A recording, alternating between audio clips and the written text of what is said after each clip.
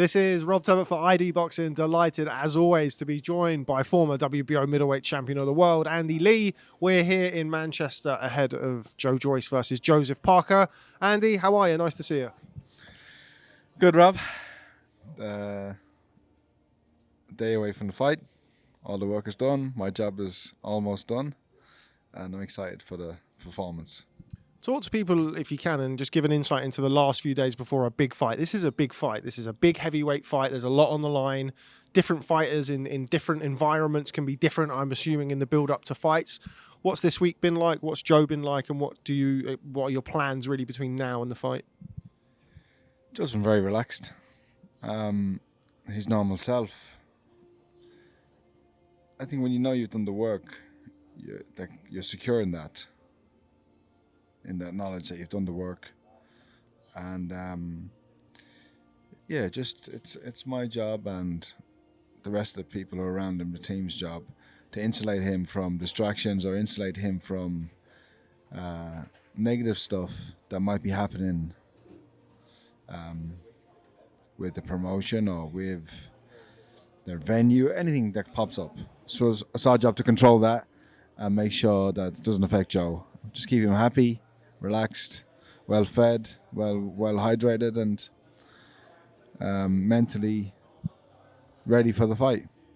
I'll just ask you, so when you speak, just to lower your mic a little bit so the ID Boxing audience can see that handsome face that we're all accustomed to seeing on our interviews. Bit of poker been knocking around in the last couple of days. Rudely wasn't given an invitation myself, although you have invited me to the game tonight. Yeah, one of the many things that happens in fight week. Yeah, we didn't know you were a shark, so but we'd like to see what you got. When I taught Joseph and his brother John to play poker for the first Charr fight, and since then it's become a staple in the camp. 3 or 4 times a day playing games, only for £10 a game, but they're pretty good now. Pretty good. I don't win much. I'm surprised that Joe never learned how to play poker, considering he's in Las Vegas all the time. But maybe he was spending his time doing other things in Las Vegas. But Joe's a funny guy. Like Joe said, I don't know how to play, but then he'd be telling me, "Oh, make sure get your auntie in, or bets up." Or so he does know. It's like one day we were in Morecambe and we wanted to play a game of volleyball on the beach. We got a badminton set from the Sports Direct because we couldn't get a volleyball net, and Joe smashed us all. And then it turns out. He was on the high school volleyball team. So that's the type of he's done a lot of things that, and he doesn't tell you. A bit of a hustler, yeah, Joseph-Parker. Yeah. You've worked with him now. This is your 3rd fight. Of course, nature of kind of COVID and heavyweight boxing means you haven't had 5, 6 fights in the period of time you've been working together. But if you can you tell me the difference between the Joseph-Parker who first walked through the doors in Morecambe Bay and the Joseph-Parker we're going to see on Saturday night? I think he has more focus and more direction.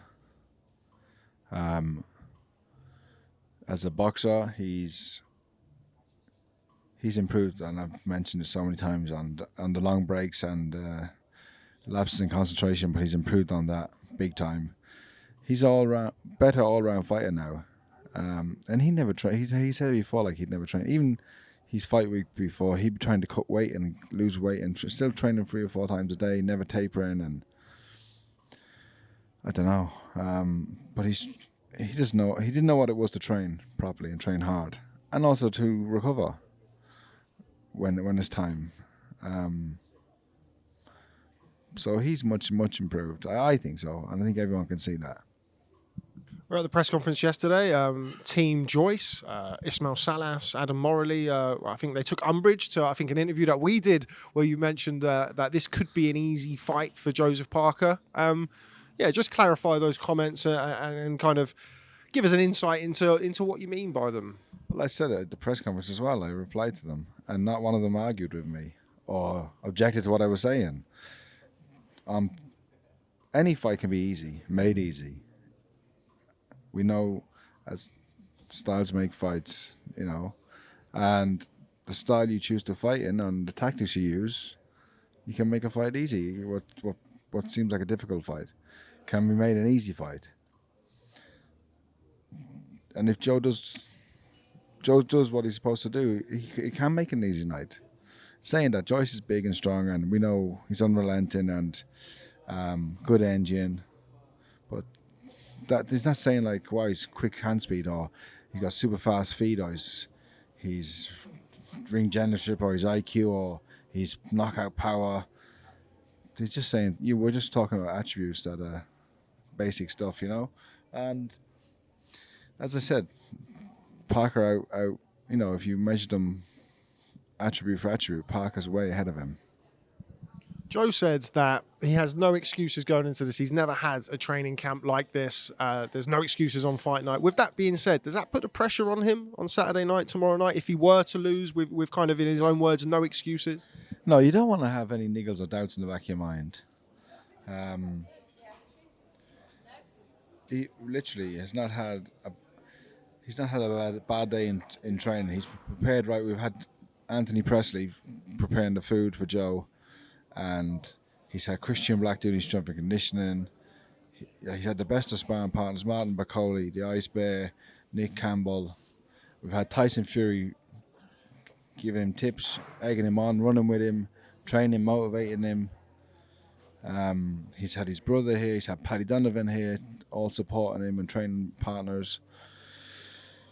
I don't think you can he's had Tyson's house gym and everything else. Reset in Lancaster. He's been using that for his massages and his floats. So he's had a fantastic camp. There's not been any issues, and so we've left no stone unturned, and all he has to do is fight now.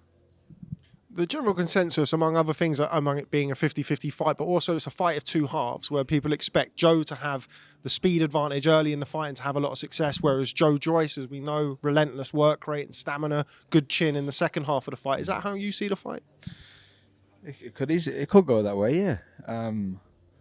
But Parker's a 12-round fighter, and we obviously know this is the way the fight.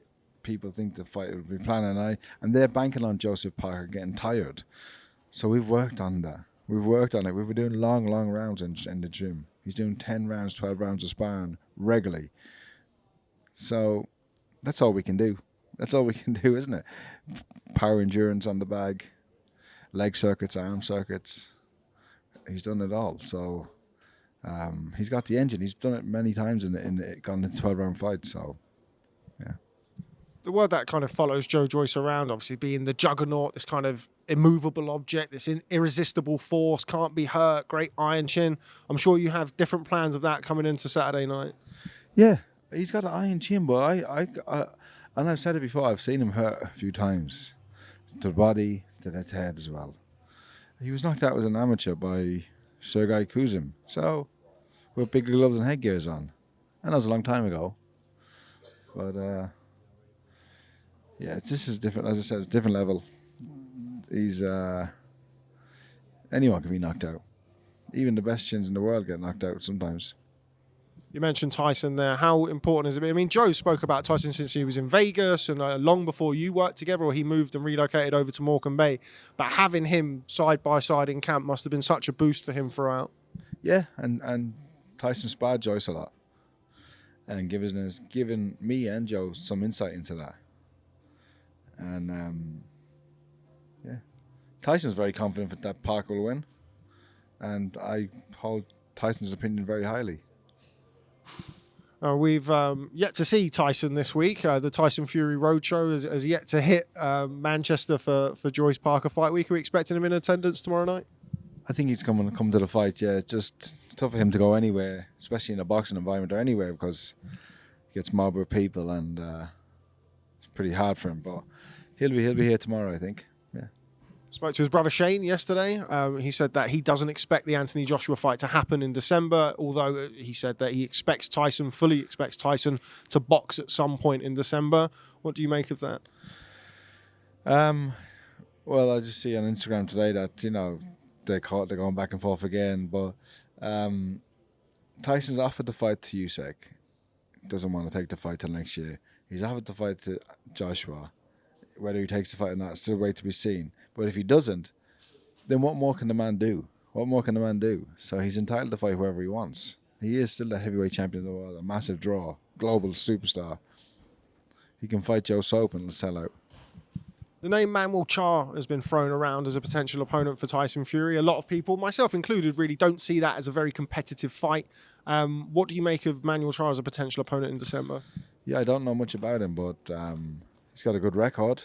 He's a good name, former world title holder. There's a lot worse fights that can be made out there. Who else is out there? There's nobody else out there.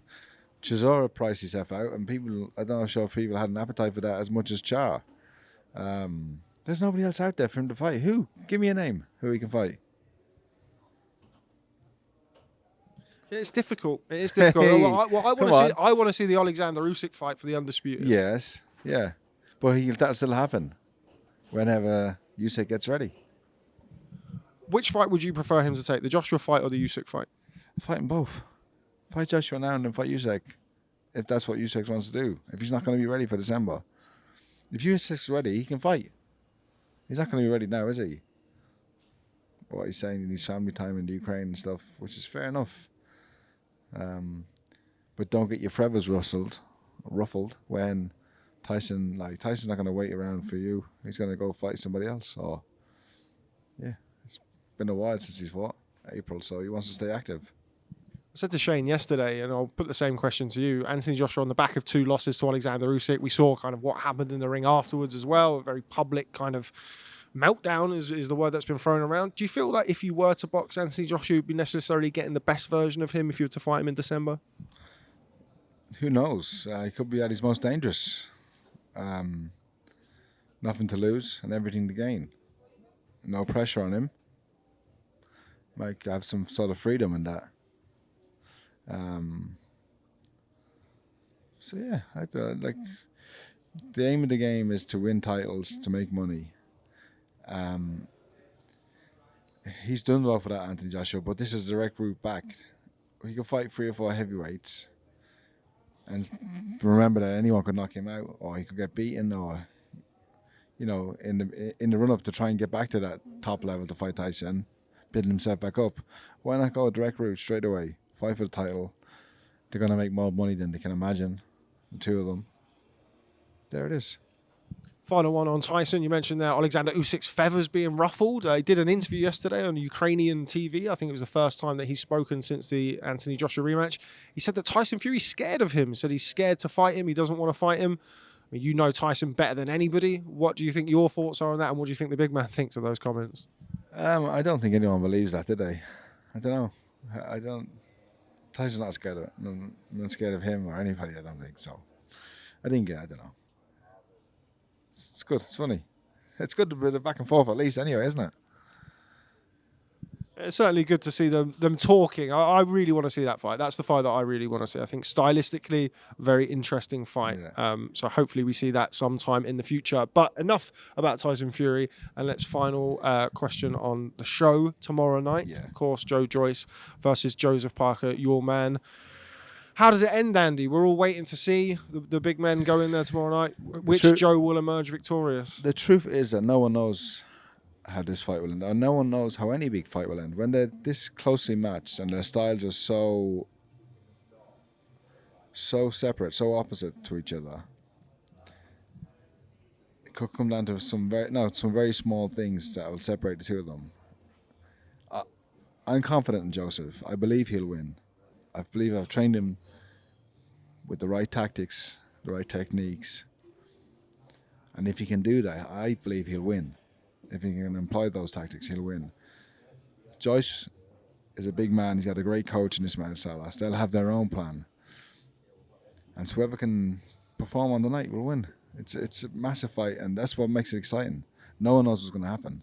And we're all just about to wait and watch and witness it. You mentioned Salas there just before I let you go. Obviously, as somebody who's vastly experienced in both the amateur and the professional game, you're still relatively inexperienced as a professional coach. Do you look at that as not putting it quite as Lee versus Salas, but are you looking forward to pitting your wits against one of the grandmasters of training? Yeah, I like that. It's a challenge for me. Like in my short career, I've faced Buddy McGirt, Dave Colwell, and some other great trainers with my other fighters. But it's nice to go up against like Buddy McGirt's a Hall of Famer. Ismail Salas probably be a Hall of Famer too. And yeah, nice to go up against these guys as the underdog as well. And final question from me, David Higgins. He's always worth a bit of value at a press conference, should we say? One of his, I think he had 3 concerns or 3 points. One of them was around the judging for this fight. It's a Queensbury show. It's a Frank Warren show. Been around the block, Andy. Do you have any reservations or any concerns? What are you saying? I'm asking if you have any concerns around the judging for the fight. No, I don't actually, because we've done our work with the judges, picking the panel. Phil Edwards is a great judge. Steve Gray's a very good referee, one of the best. Patrick Morley from Chicago, I've been told, I don't know him, but I've been told he's a straight shooter. He calls it like he sees it. That's all we want, a fair shake. Then there's an Australian judge coming over, and I've heard the same about him, that he gives a fair shake. Now, he's an Australian, but he's been born and grew up in England. So there's a bit of a, not a conflict, but a bit of a question mark, but where his loyalties are. But we don't care about any of this. We just want it fair. We don't care. If we lose and they score to Joyce, fair. Good. As long as it's fair, that's all we want. Okay, well, Andy Lee, you've taken enough of your time ahead of the weigh-in. Thanks as always for speaking to ID Boxing. Thank you, Rob. And I look forward to catching up with you soon and taking your money later on the poker table. Nah.